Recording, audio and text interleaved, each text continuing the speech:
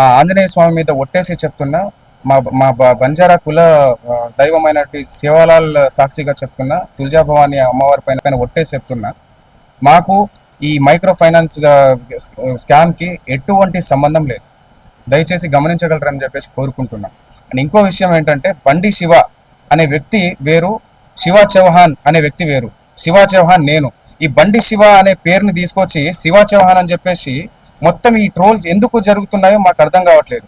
ప్రతి వీడియో పోయినా మా అక్క ఫోటో పెట్టి ఇది చేస్తున్నారు. ప్రధాన నిందితున్న నేనని చెప్పేసి వచ్చిన ఆరోపణ ఏదైతే ఉందో ఈరోజు మంగ్లీ పైన అటాక్ గా మారిపోయింది. దీని వెనకాల ఎవరున్నారు ఏంటి అని చెప్పేసి వాస్తవాలు ముందు ముందు అది తెలియాల్సిన విషయం. అది డిపార్ట్మెంట్ ముందు పెడుతుంది. ప్రతి ఒక్కరిని శిక్షించాలి, బాధితులకి న్యాయం జరగాలని చెప్పేసి కోరుకుంటున్నాను.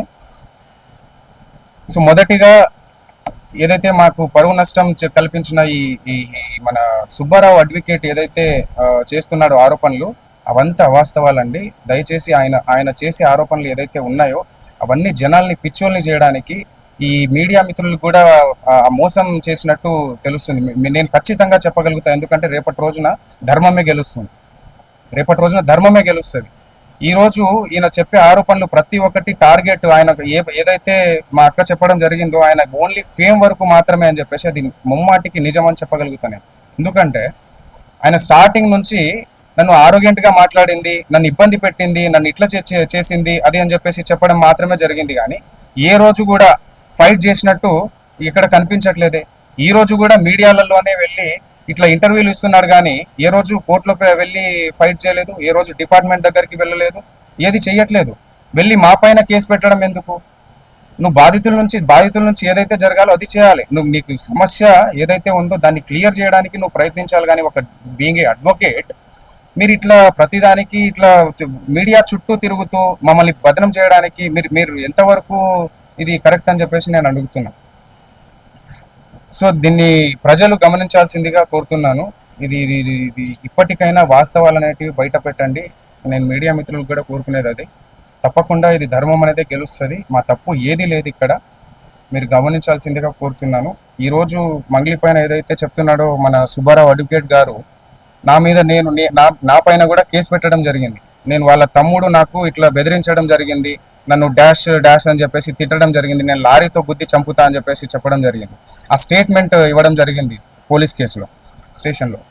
సో నేను ఎప్పుడైనా ఒక్క కాల్ అయినా నా నంబర్ నుంచి ఒక కాల్ కావచ్చు, ఒక మెసేజ్ కావచ్చు, ఏదైనా కూడా ఆయనతో నేను మాట్లాడింది లేదు. ఫస్ట్ కాల్ మా అక్కకి, సో అండ్ సో మంగ్లీ గారు మీ పైన ఇట్లా కేసు ఇది ఇట్లా జరిగిందండి, స్కామ్ చేశారంట, మీ తమ్ముడు ఉన్నాడంట, ఇది అని చెప్పేసి కాన్ఫరెన్స్ కాల్ మా అక్క పెడితే మాకు ఎటువంటి సంబంధం లేదండి, దీంతో మాకు ఎటువంటి సంబంధం లేదని చెప్పినా కూడా ఆయన ఏదో ఆరోగ్యంగా మాట్లాడింది అని చెప్పేసి మీటింగ్కి పిలిపించి ఆ మీటింగ్ చేసుకున్న తర్వాత అది ఇది అని చెప్పేసి తర్వాత వెంటనే అది మా ప్రమేయం ఏది లేదు అండి అని చెప్పినా కూడా ఆమె వినకపోవడం, ఆ వినకుండా మళ్ళీ మీడియా దగ్గర వెళ్ళి మొత్తం ఇది స్ప్రెడ్ చేయడం, అది ఎంతవరకు కరెక్ట్ అని చెప్పేసి నేను చెప్తున్నా దీనికి. సో దయచేసి మా మీద ఈ కుట్ర ఏదైతే జరుగుతుందో అది వాస్తవాలు ఇంకా బయటపడాల్సిన టైం వస్తుంది. అది చట్టం ఉంది, చట్టం తన పని తను చేసుకుంటూ పోతుంది.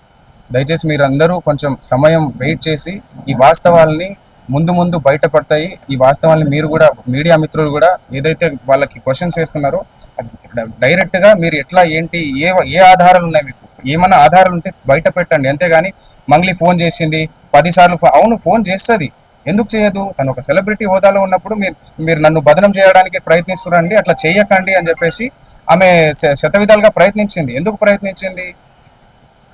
14 ఏళ్లుగా ఒక్కొక్క మెట్టు ధర్మంగా, ఒక్కొక్క మెట్టు ప్రతి పాట ఒక శక్తిలాగా వచ్చే ఒక పాటని ఆమె ముందుకు తీసుకొస్తూ జనాల్ని అంత ఇదిగా తీసుకొస్తూ అంత ధర్మంగా ప్రతిదీ అంత ముందుకు తీసుకొస్తున్నప్పుడు అలాంటి ఒక్కొక్క మెట్టు పవిత్రంగా ఎక్కిన మెట్టుని బదనం చేయడానికి వీళ్ళు ప్రయత్నిస్తున్నారంటే ఎందుకు ఆరోగ్యంగా మాట్లాడదండి?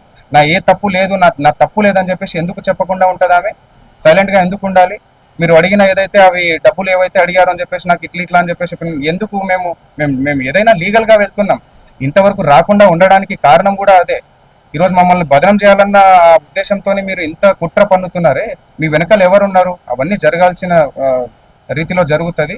ఇవన్నీ మొత్తం క్లీన్ చీట్ వచ్చిన తర్వాత డిపార్ట్మెంట్ పరంగా మేము ఎలా లీగల్గా ఎవరి మీద చర్యలు తీసుకోవాలనేది కూడా తప్పకుండా తీసుకుంటాం.